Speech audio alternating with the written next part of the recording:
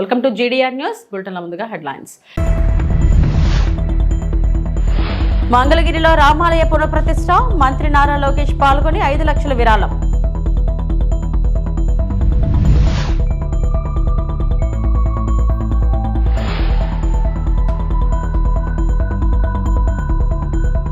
అద్దంకి నియోజకవర్గ వైసీపీ సమావేశంలో వైఎస్ జగన్ కీలక వ్యాఖ్యలు.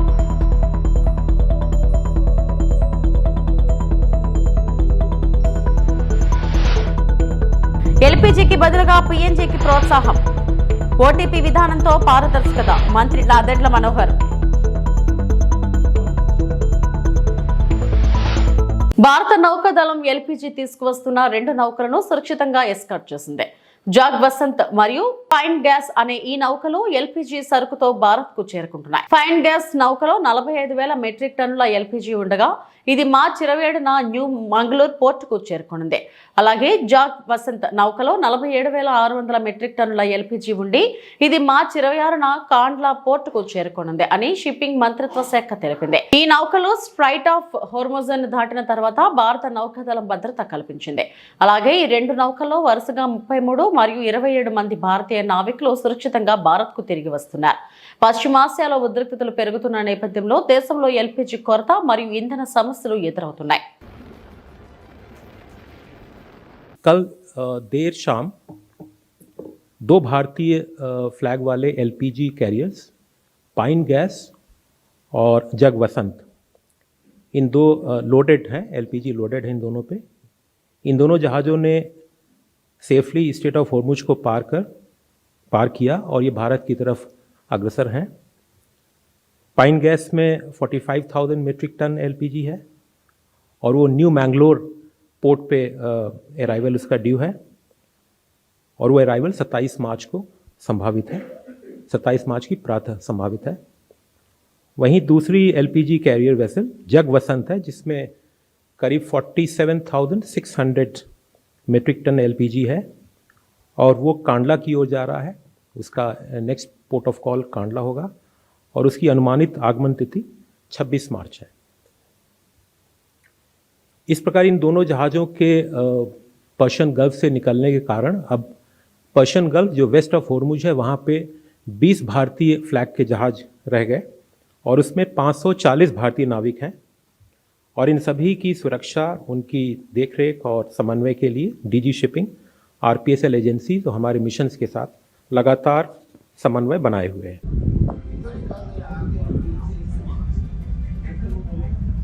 కేరళ ఎన్నికలపై కాంగ్రెస్ ఎంపీ శశి థరూర్ ఆశాభావం వ్యక్తం చేశారు. నేను చాలా ఆశావాదిగా ఉన్నాను. కేరళలో బీజేపీకి 1 సీటు కూడా లేదని మర్చిపోవద్దు. అసలు పోటీ యూడీఎఫ్ మరియు ఎల్డీఎఫ్ మధ్య ఉంది. మా దగ్గర అనుభవం ఉన్న అభ్యర్థులు ఉన్నారు, అలాగే కొత్త ముఖాలు కూడా ఉన్నాయి. ఈ రెండింటికి కలయికతో మార్పు తీసుకురాగలమని నమ్ముతున్నాం. ప్రజలు ఎల్డీఎఫ్ 10 సంవత్సరాల పాలనపై విసుగెత్తిపోయారు. బీజేపీ పరిష్కారం కాదు, ఎందుకంటే వారికి ఆ సామర్థ్యం లేదు. కాబట్టి ఎల్డీఎఫ్ ను ఓడించడం ద్వారానే మార్పు సాధ్యమవుతుందని ఆయన తెలిపారు. I am very optimistic. Don't forget that the BJP is a 0-seat party in Kerala. The real contest is between the LDF and the UDF. As far as we are concerned, we have good candidates, experienced candidates, as well as some fresh faces. Together we are going to bring about a change. People are tired of 10 years of misgovernance by the LDF, and the BJP is not the answer because they don't have the capacity. They have basically got 0 seats in the assembly, and if they can take it to 1 or 2 or 3, they're going to be going around claiming a big victory. That is not going to be an answer. The answer lies in overthrowing the LDF with a new, democratically elected, positive-minded UDF government which has a vision for a better Kerala. That's my message. CPM is saying that BJP and the Congress are B team, and the Congress saying that CPM and the BJP are B team. How do you encounter this? Look, I mean, frankly, this is all a bit silly because the truth is we want to win. It's as simple as that. We have no interest in being anybody else's B team because we are the A team in Kerala. As far as the left is concerned, however, there are widespread indications they have some sort of understanding with the BJP because both sides don't want to see the Congress come to power. So there is a feeling that in some constituencies where the BJP knows they can't win, they will toss their votes to the LDF in order to block a Congress victory. And maybe in 2 or 3 seats, the LDF might even help the BJP. We've seen this happen before. So all I can say to you is let them play their B team games. We are not interested in whatever deals they want to do. Our deal is with the people of Kerala. We want to ensure that the people of Kerala know that their interests will be safe with us. How do you see the women reservation bill implementation? There is a lot of conflict right now going on. Look, I've been a strong supporter of the Women's Reservation Bill because in politics it's been very difficult for women to get the kind of breakthrough they deserve. Even in this election, no party has given women a significant percentage of the seats. We have only 10%, BJP has 11 or 12%. We're not looking at very significant numbers of women in a state where women are a majority. So I think what we need to do is have a reservation bill so that we can give women some guaranteed opportunities. Andhra Pradesh ముఖ్యమంత్రి నారా చంద్రబాబు నాయుడు గుంటూరుకు చేరుకుని Ponnuru MLA Dhulipalla Narendra Kumar కుమార్తె వివాహ వేడుకలో పాల్గొన్నారు. Shri convention సెంటర్లో జరిగిన ఈ ఘన కార్యక్రమంలో ముఖ్యమంత్రి కుటుంబ సభ్యులు ప్రముఖ అతిథులతో మాట్లాడి నూతన వధూవరులను ఆశీర్వదించారు. ఈ వేడుక టీడీపీ శ్రేణులు మరియు స్థానిక మద్దతుదారులకు ప్రత్యేకంగా నిలిచింది. ఈ ఆంధ్రప్రదేశ్ ఉప ముఖ్యమంత్రి పవన్ కళ్యాణ్ కూడా ఈ వివాహానికి హాజరై ప్రత్యేక ఆకర్షణగా నిలిచారు.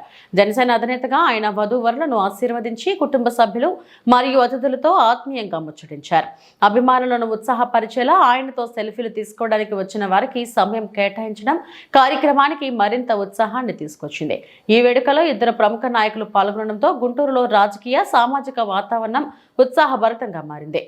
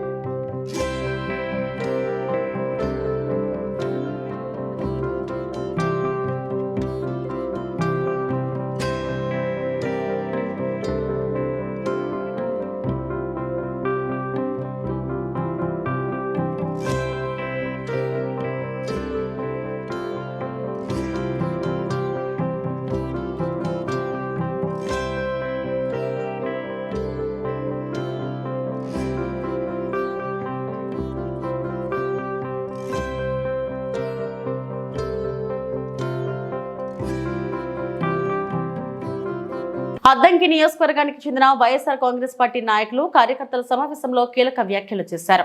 మాజీ సీఎం వైసీపీ అధినేత వైఎస్ జగన్మోహన్ రెడ్డి ఈ సమావేశంలో ప్రస్తుత రాజకీయ పరిస్థితులపై విస్తృతంగా చర్చించారు. ఈ సందర్భంగా ఆయన రాష్ట్ర ప్రభుత్వంపై తీవ్ర విమర్శలు గుప్పించారు.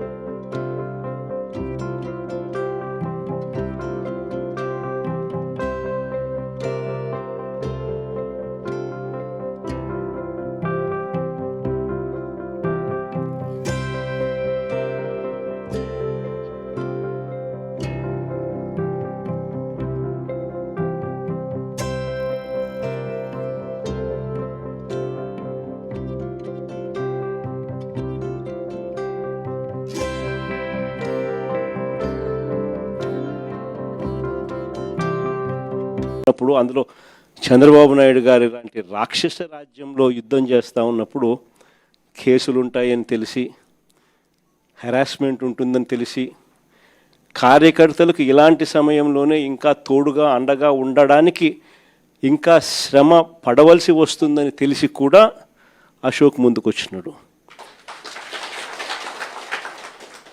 ఎన్నికలప్పుడు చంద్రబాబు నాయుడు అన్న మాటలు ఏమిటి, ఎన్నికలు అయిపోయిన తర్వాత చంద్రబాబు నాయుడు గారు చేస్తూ ఉన్న పాలన ఏమిటి అని చెప్పి ఏ చిన్న పిల్లాడిని అడిగినా కూడా ఈరోజు రాష్ట్రంలో చెప్పగలుగుతున్నాడు.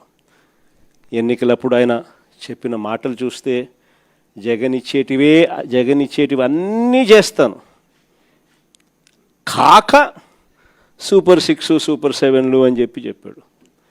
ఎన్నికలు అయిపోయాయి, చంద్రబాబు నాయుడు గారి మేనిఫెస్టో చెత్తబుట్టలోకి వెళ్ళిపోయింది.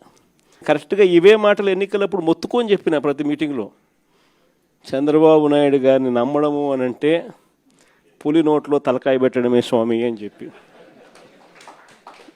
మొత్తుకొని చెప్పిన నేను ఎన్నికలకు ముందు.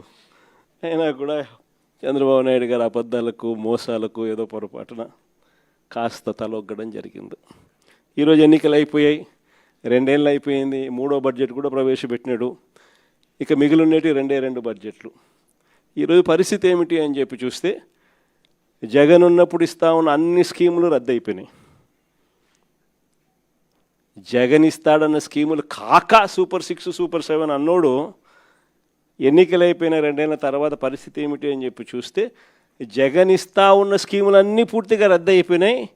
ఈయన సూపర్ 6 సూపర్ 7 అని చెప్పి ఇస్తాననేటివన్నీ కూడా మోసాలుగా తేలిపోయినాయి మన హయాంలో. మంగళగిరి పట్టణం కొప్పురావు కాలనీలో నూతనంగా రామాలయ పునఃప్రతిష్ఠా మహోత్సవంలో విద్యా ఐటీ శాఖల మంత్రి నారా లోకేష్ పాల్గొన్నారు. ఈ సందర్భంగా పండితులు వేద మంత్రోచ్చరణల మధ్య హనుమత్ లక్ష్మణ సీతా సమేత రాముల వారి విగ్రహ ప్రతిష్టాపనోత్సవాలు నిర్వహించారు. స్వామి అమ్మవార్లను దర్శించుకుని పూజలు నిర్వహించారు. దేవాలయం పునర్నిర్మాణానికి మంత్రి లోకేష్ 5 లక్షల విరాళం అందించారు.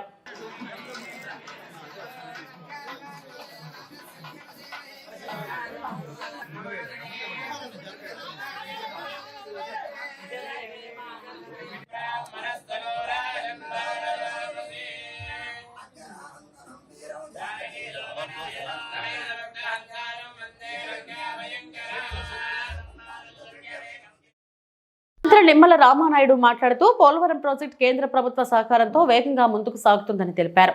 నిర్మాణ పనులతో పాటు నిర్వాసిత కుటుంబాల పునరావాస కార్యక్రమాలు కూడా సమాంతరంగా వేగంగా కొనసాగుతున్నాయని చెప్పారు. నిర్వాసితులకు సరైన సహాయం అందేలా పునరావాసం పరిహారం చర్యలపై ప్రత్యేక దృష్టి పెట్టినట్లు మంత్రి పేర్కొన్నారు. పోలవరం ప్రాజెక్టు సాగునీరు, నీటి వనరులు మరియు ప్రాంతీయ అభివృద్ధికి కీలక ప్రాజెక్టుగా కొనసాగుతుందని తెలిపారు.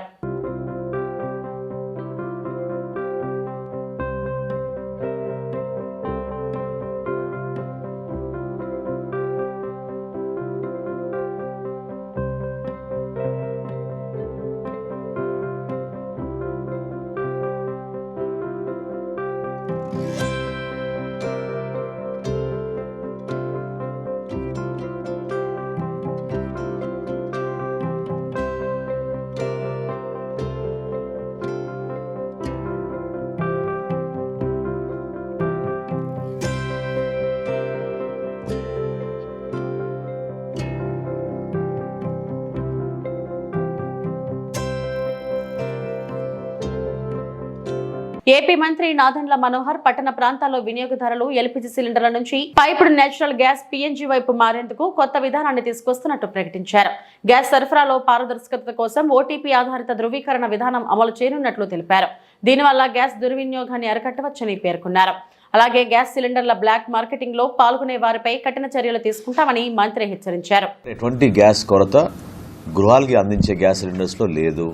కన్వర్షన్ కోసం ఎల్పీజీ గ్యాస్ సిలిండర్ నుంచి పైప్ న్యాచురల్ గ్యాస్ పిఎన్జీ అంటాం. ఆ పట్టణాల్లో ఎక్కడైతే ఈ సదుపాయం అవకాశం ఉందో అక్కడ వాళ్ళందరినీ కూడా ఆ ఫెసిలిటీని ఉపయోగించుకోమని పూర్తి స్థాయిలో రేపటి నుంచి ఒక కొత్త పాలసీ, ఒక విధానం తీసుకొచ్చి ప్రజలందరిలో కూడా ఒక ధైర్యం తీసుకొచ్చే విధంగా మేము ఈ కార్యక్రమాన్ని ముందుకు తీసుకెళ్ళగలుగుతున్నాం. కమర్షియల్ సిలిండర్లు ఎవరైతే వాడుతున్నారో కేంద్ర ప్రభుత్వం 2 రోజుల క్రితం 10% కాస్త 20% పెంచారు. 26వ తారీఖున ఒక ట్యాంకర్, ఎల్పీజీ సంబంధించిన ట్యాంకర్ మనకి విశాఖపట్నం పోర్టుకి రాబోతుందనే సమాచారం మనకి ఆయిల్ కంపెనీస్ అందించారు. గ్రామీణ ప్రాంతాల కోసం, ప్రత్యేకంగా గిరిజన ప్రాంతాల కోసం కేంద్ర ప్రభుత్వం అందించిన 2800 కిలోలీటర్ల కిరోసిన్ అది మాకు ఆల్రెడీ అందుబాటులోకి వచ్చింది. ఏ విధంగా ఆ ప్రాంతాల్లో మనం దీన్ని సరఫరా చేయగలుగుతామో దానిపైన మేము అధ్యయనం చేస్తున్నాం. కేంద్ర ప్రభుత్వం ఆదేశాల మేరకు మార్చి 9వ తారీఖున గ్యాస్ సరఫరా ఎసెన్షియల్ కమోడిటీస్ యాక్ట్ కింద తీసుకొచ్చినప్పుడు గ్రామీణ ప్రాంతాల్లో ఒకసారి సిలిండర్ తీసుకుంటే రెండోసారి మీరు బుకింగ్ చేయడానికి 45 రోజులు కాల వ్యవధి అవసరం. పట్టణ ప్రాంతాల్లో 25 రోజుల సమయం అవసరం. నిన్న మా లెజిస్లేచర్ పార్టీ సమావేశంలో పవన్ కళ్యాణ్ గారి అధ్యక్షతన జరిగిన సమావేశంలో డీలిమిటేషన్ అనేది ప్రధానంగా చర్చకు వచ్చింది. గౌరవ ఉప ముఖ్యమంత్రి గారు ఇచ్చిన సూచన మేరకు త్వరలోనే జనసేన పార్టీలో సబ్ కమిటీ ఏర్పాటు చేసుకుని దానిపైన పూర్తి అవగాహన, at the same time party పరంగా మేము ఏ విధంగా సిద్ధమవ్వాలి, ఎటువంటి ప్రజెంటేషన్స్ చేయాలి, ఎందుకంటే గతంలో అనుభవం ఉంది కాబట్టి డీలిమిటేషన్ కమిషన్ ముందు మనం చేయాల్సిన ప్రజెంటేషన్స్, ఆ డేటా సేకరించడానికి కోసం సబ్ కమిటీ ఏర్పాటు చేయమని చెప్పారు. ప్రజలకి మరింత సేవ చేసే అవకాశం కూడా ఖచ్చితంగా దీని ద్వారా పెరుగుతుంది. ఎందుకంటే ప్రజాప్రతినిధులు ఈ రోజున లక్షల సంఖ్యలో అందరికీ అందుబాటులో ఉండాలంటే కొంచెం ఇబ్బందికరమైన పరిస్థితి మన దేశంలో. మాజీ మంత్రి జీవన్ రెడ్డి తెలంగాణ కాంగ్రెస్ పార్టీకి రాజీనామా చేశారు. 4 పేజీల రాజీనామా లేఖను కార్యకర్తల సమావేశంలో విడుదల చేశారు. ఈ సందర్భంగా ఆయన మీడియా సమావేశంలో మాట్లాడారు. రేవంత్ రెడ్డి మీద పోరాటం చేస్తానంటూ శపథం చేశారు. తనను నమ్ముకున్న అనుచరులకి పదవులు రాకపోతే పార్టీలో కొనసాగడం అవసరమా అని ప్రశ్నించారు. ప్రభుత్వ న్యాయవాదుల నియామకంలోనూ తాను న్యాయవాదిని అయినా పట్టించుకోలేదన్నారు. గత 10 ఏళ్లలో కాంగ్రెస్ కార్యకర్తలను హింసించి కొట్టించిన వారిని గద్దెనెక్కిస్తే ఎలా అని ప్రశ్నించారు. ఈ ప్రభుత్వం మాది అన్న ఫీలింగ్ మా వారికి లేదని, గాంధీ భవన్ లో ఫిరాయింపుల ఎమ్మెల్యే ఉంటే సమావేశంలో ఎలా పాల్గొంటారన్నారు. రాహుల్ గాంధీ ఫ్యాన్స్ న్యాయని రాజ్యాంగం పట్టుకొని తిరిగితే ఇక్కడ రాజ్యాంగాన్ని అవమానపరుస్తున్నారన్నారు.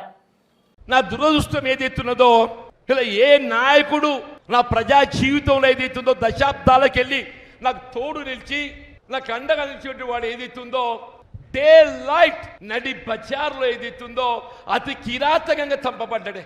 ఇవాళ ఇంత దారుణమైన సంఘటన ఒక కాంగ్రెస్ కార్యకర్తకు నా తోడు నిలిచేటువంటి వాడి జరిగితే నేను స్పందించద్దే. నేను స్పందించి ప్రొటెక్ట్ చేస్తే వీళ్ళ ముఖ్యమంత్రి గారు శాంతి భద్రతల పర్యవేక్షకుడు, నేను శాసన మండలి సభ్యుణ్ణి. ఒక కాంగ్రెస్ కార్యకర్త అతి దారుణంగా చంపబడ్డైతే ఆ శాసన మండలి సభ్యుడికి కనీస ఓదార్పు, ఏం జీవన్ ఎట్లా జరిగింది సంఘటన, అట్లా జరిగింది, ఐఎమ్ సారీ, జరగవలసింది కాదు, ఆ కుటుంబాన్ని ఆదుకుందాం, ఆ కుటుంబానికి కనీస ఓదార్పు ప్రభుత్వంకి వెళ్ళి. నా స్థాయి ఒక ఎమ్మెల్సీ ముఖ్యమంత్రి గారితో ఓదార్పు పొందే స్థాయి కాదా నేనాది? ఇలా కుటుంబ సభ్యుని కోల్పోయినప్పుడు ఏదైతుందో నేను కనీసం ఓదార్పు కోరుకోవటం సహజం కాదా అంటున్నాను. నేను ప్రభుత్వాలు కొనసాగు అని చెప్పంటే నన్ను ఏ విధంగా కొనసాగమంటారే? నా కార్యకర్తల హక్కులను కాపాడలేక ఆ కుటుంబం బలైపోతే మీ సంయమనం పాటించాలి. ఏ సంయమనం పాటిస్తాను? ఆయన సంయమనం పాటించిన బెటర్ లేట్ దాన్ ఎవర్, ఏదో న్యాయం జరుగుద్ది అనుకున్నాను. పదవుల కోసం తాపత్రయం కాదు, కానీ కళ్ళ ముందట పదవుల నియామకంలో ఏదైతుందో జరుగుతున్న పరిణామాల వల్ల కార్యకర్తల కుటుంబాలు బలైపోతే, పార్టీ స్పందన లేకుంటే, ప్రభుత్వ స్పందన లేకుంటే మరి ఏ విధంగా కొనసాగడం అని చెప్పంటాడు. ఎండోమెంట్ నియామకాలు ఒక దుబ్బరాజేశ్వర స్వామి మినహా అన్ని. నేను స్వయంగా న్యాయవాదినే, నాకు న్యాయవాదులతో సాన్నిహిత్యం ఉంటుంది. ప్రభుత్వ న్యాయవాదుల నియామకాలలో కూడా నా సలహా లేదు, నా సూచన లేదు, నా సంప్రదింపు లేదు. నో నాలెడ్జ్ ఎట్టా ఇలా గవర్నమెంట్ అడ్మినిస్ట్రేషన్ ఏ విధంగా కొనసాగుతుంది గమనిస్తుందా? నిన్న టీఆర్ఎస్ ప్రభుత్వ హయాంలో ఏ పోలీస్ అధికార యంత్రాంగం ఇదే కాంగ్రెస్ కార్యకర్తలపై నియంత్రిత పోగడలతో ఏదైతుందో ఆధిపత్యం అరాచకం చేసిన వాళ్ళని తీసుకొచ్చి మళ్ళీ జగిత్యాల పెట్టి అదే నిన్న టీఆర్ఎస్ పోతాడు చుట్టమవుతాడు, కాంగ్రెస్ పోతాడు కుర్చీ ఉండదు, వానికి ఎంట్రీ ఉండదు. ఈ ప్రభుత్వం మాది. ఏపీ రాష్ట్రంలో చంద్రబాబు నాయుడు నేతృత్వంలోని కూటమి ప్రభుత్వం పాలన అంటే పచ్చపత్రికల కట్టుకథలే అన్నట్టు వ్యవహరిస్తూ ఐఏఎస్, ఐపీఎస్ అధికారులను వేధిస్తుందని వైఎస్ఆర్సీపీ రాష్ట్ర అధికార ప్రతినిధి ఎమ్మెల్యే తాటిపర్తి చంద్రశేఖర్ మండిపడ్డారు. గురువారం తాడేపల్లిలోని పార్టీ కేంద్ర కార్యాలయంలో ఆయన మీడియాతో మాట్లాడుతూ కూటమి ప్రభుత్వ అప్రజాస్వామిక విధానాలను ఎండగట్టారు. రాష్ట్రంలో నిఘా వ్యవస్థలు నిర్వీర్యం అయిపోయాయి. ఒక మాజీ సీఎస్ జవహర్ రెడ్డి నెల్లూరు వెళ్లకపోయినా ఆయన ఐఏఎస్ అధికారులతో సమావేశమయ్యారని, ఎల్లో మీడియాలో వచ్చిన అబద్ధపు వార్తను పట్టుకుని నీలకంఠారెడ్డి లాంటి అధికారులను బదిలీ చేయడం అత్యంత దుర్మార్గమని ఆగ్రహం వ్యక్తం చేశారు. ఇంటెలిజెన్స్ నివేదికల కంటే ఇంటి చాడీలకే ఈ ప్రభుత్వం విలువనిస్తుందని ఆక్షేపించారు. నేను నిప్పు లాంటి నాయకుడిని చెప్పుకునేటటువంటి చంద్రబాబు నాయుడు గారు ఇవాళ నిఘా వ్యవస్థలను కూడా నమ్మకుండా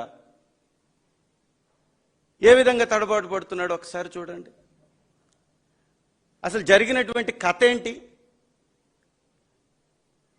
ఒక మాజీ ఆఫీసర్ దగ్గర పెళ్లి జరుగుతుంటే నెల్లూరుకి నీలకంఠారెడ్డి గారు వెళ్ళారు అని అక్కడేదో జవహర్ రెడ్డి గారితో కలిశారని, జవహర్ రెడ్డి గారు కొంతమంది ఐఏఎస్లతోటి అక్కడ మీటింగ్ పెట్టారని ఒక వండి వార్చి అల్లినటువంటి కథని, ఎల్లో మీడియాలో వచ్చినటువంటి కథని బేస్ చేసుకొని నీలకంఠారెడ్డి గారిని బదిలీ చేయడం ఏంటండి? ఎంత దుర్మార్గం ఇది! నీలకంఠారెడ్డి గారు అటెండ్ అయినటువంటి ఆ ఫంక్షన్కి జవహర్ రెడ్డి గారు అసలు వెళ్ళనే లేదు, నెల్లూరుకే వెళ్ళలేదు. వెళ్ళనటువంటి వ్యక్తి ఏ విధంగా మీటింగ్ నిర్వహిస్తారు అక్కడ? ఎందుకు అంటే ఉలిక్కి పడుతున్నారు? ఎందుకు ఇంటెలిజెన్స్ వ్యవస్థకి విలువ లేకుండా మీ ఇంటి చాడీలకే విలువెందుకు ఇస్తున్నారు? ఈరోజు రాష్ట్రంలో అనేక మంది అధికారుల మీద, ఒక పిఎస్ఆర్ ఆంజనేయులు గారు కావచ్చు, పివి సునీల్ కుమార్ గారు కావచ్చు, కాంతిరాణ టాటా గారు కావచ్చు, నాయక్ గారు కావచ్చు, సంజయ్ గారు కావచ్చు, జాషువా గారు కావచ్చు, విశాల్ గున్ని గారు కావచ్చు, ఏంటి వీళ్ళు చేసినటువంటి పాపం? గత ప్రభుత్వంలో పనిచేస్తే ఈ రకంగా వారి మీద దాడులు చేస్తారా? నీ ఇంటి నుంచి చదువుకున్నటువంటి వ్యక్తుల వాళ్ళేమన్నా వాళ్ళ తల్లిదండ్రుల రక్త మాంసాలు పెట్టుబడిగా, అహర్నిశల వారి శ్రమని పెట్టుబడిగా, వారి కష్టాన్ని పెట్టుబడిగా చదివి ఉన్నతమైన ఈ దేశంలోనే అత్యున్నతమైనటువంటి స్థాయికి వాళ్ళు ఎదిగినటువంటి వారిని నీ రాజకీయ వేధింపులకు బలి చేయడం అనేది ఎంతవరకు సమంజసం? మేము కూడా చేశాం. జగన్మోహన్ రెడ్డి గారు కూడా అధికారంలో ఉన్నప్పుడు పరిపాలన చేశాం. మీ దగ్గర పనిచేసినటువంటి వ్యక్తులకి మేము పదవులు కంటిన్యూ చేశాం తప్ప మీలాగా కక్షా రాజకీయాలు ఎక్కడా చేయలా. మేము పరిపాలన చేసినప్పుడు మీ దగ్గర పనిచేసినటువంటి వారు ఎంతమంది అధికారులకు మేము పోస్టులు ఇచ్చాం, ఎంతమంది అధికారులని మేము కంటిన్యూ చేశాం. ప్రవీణ్ ప్రకాష్ గారు మీ దగ్గర పనిచేసినటువంటి అధికారే. తిరుమలలో గోల్డ్ మైన్ సందడి నెలకొంది. ఒంటిపై సుమారు 25 కిలోల బంగారు ఆభరణాలు ధరించి వచ్చిన ఓ భక్తుడు అందరి దృష్టిని ఆకర్షించాడు. తెలంగాణ రాజధాని హైదరాబాద్కు చెందిన వ్యాపారవేత్త సూర్య గోల్డ్ మైన్ గా ప్రసిద్ధి. శ్రీవారి ట్రస్ట్ కు విరాళం అందజేసిన అనంతరం స్వామివారిని దర్శించుకున్న ఆయన బయటకు రాగానే భక్తులు ఆయనతో ఫోటోలు, సెల్ఫీలు దిగేందుకు ఆసక్తి చూపించారు. మీడియాతో మాట్లాడుతూ ప్రపంచం అంతా సుఖ సంతోషాలతో ఉండాలని శ్రీ వెంకటేశ్వరుడిని ప్రార్థించినట్లు తెలిపారు. బంగారు ఆభరణాలతో మెరిసిపోయిన గోల్డ్ మ్యాన్ తిరుమలలో ప్రత్యేక ఆకర్షణగా నిలిచారు.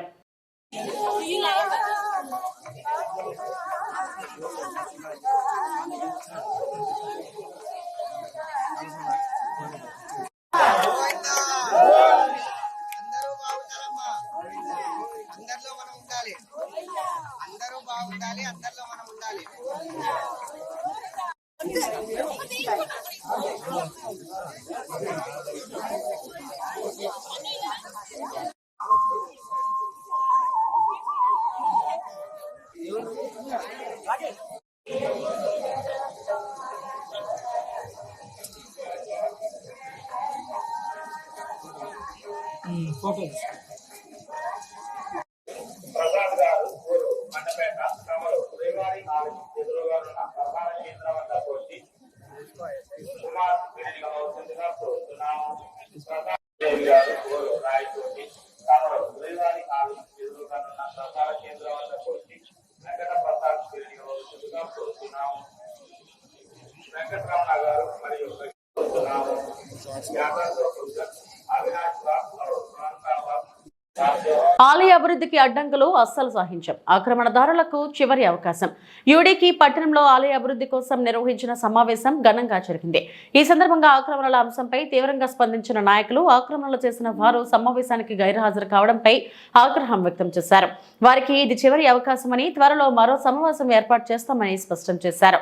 ఆ సమావేశానికి హాజరు కాకపోతే ఎలాంటి రాశి లేకుండా జేసీబీ యంత్రాలతో ఆక్రమణలు తొలగిస్తామని హెచ్చరించారు.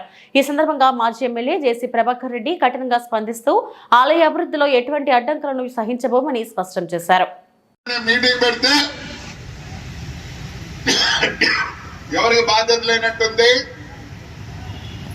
సరే, నేను బాధ్యత తీసుకున్నా.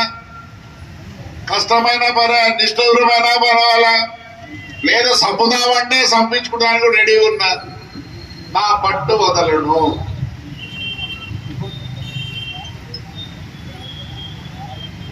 జాగ్రత్త పడండి. ఈ ఇల్లు కట్టుకున్న వాళ్ళు అది మటుకు అది కోడేరు ఎంతమే పుష్కరిణి ఎవరి చేత తరం కాదు. ఏమనుకుంటున్నారు? నేను ఈయన రూల్ నేర్చుకున్నా. పుష్కరిణి అంటే ఏమి? బావ యొక్క ప్రతి ఫంక్షన్ కి అక్కడ పోయి శుభ్రం చేసుకొని పుష్కరిణి ఎట్లా మీరు రిజిస్టర్ చేయించుకుంటారా? చెల్లుతుందా? ఎట్లా చెల్లుతుంది? మాకు తెలిసి ఏమి చెల్లుతుందో ఏమి లేదు కూడా అన్ని తీసుకుని పెట్టుకున్నా. నేను ఎవరికి శత్రువు కాదు. దయచేసి మీ ఊరు బాగుపడాలి. ఎంత సార్ ఈ ఊర్లో పాపులేషన్?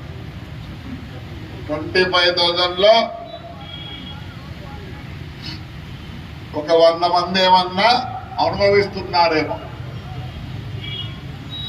అంతకన్నా ఎక్కువ అనుభవించడంలా మనమందరం నష్టపోతున్నాం. ఎంత పాపులేషన్ తక్కువ. మాకు 36 సంవత్సరాలు చేసినారు. మాకు మేలులే, వచ్చిన వాళ్ళందరికీ ఇవ్వచ్చు. ఎట్లా వీళ్ళకి మళ్ళీ 2,000 ఇవ్వద్దు. కోర్టుకి నోటీసులు ఇచ్చినారు. ఎన్విరాన్మెంట్ ల్యాండ్ కానీ, రివర్ బెడ్ లో ఉండే ల్యాండ్లు కానీ, రికార్డుగా లేని భూములు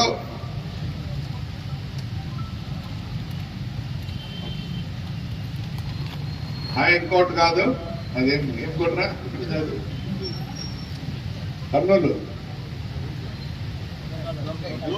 లోక్ అదాలత్లో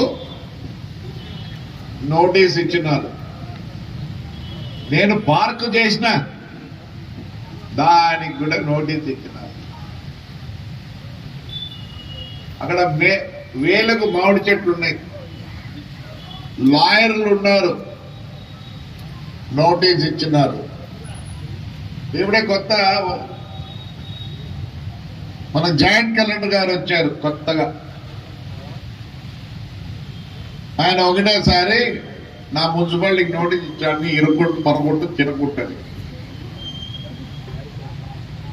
ముందు ఎంఆర్ఓ గారు పెట్టాడు, మేము వెనకలు కావాలంటే మా ప్రొక్లైన్లు అవన్నీ ఇద్దామని మేము పెట్టినాం. తప్పదు,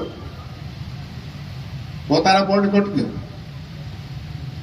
నేనే వద్దన్నా. కోర్టును అతిక్రమించి చేయాలనుకుంటారు. ఆల్రెడీ 105 రోజులు జైలు చూసి వచ్చింది. బాగుంటుంది జైల్లో ఉండదు అంటే బయట దిగులు ఉండకూడదు. బయట దిగులు ఉంటే తడకలు ఎర్రలే లోపల. నాకేం బయట దిగులు లేదు. ఎంతసేపు తాడిపత్రి కాన్స్టిట్యూన్సీ దిగులు. ఇవి ఇప్పటివరకు నా బులెటిన్ అప్డేట్స్. నమస్తే.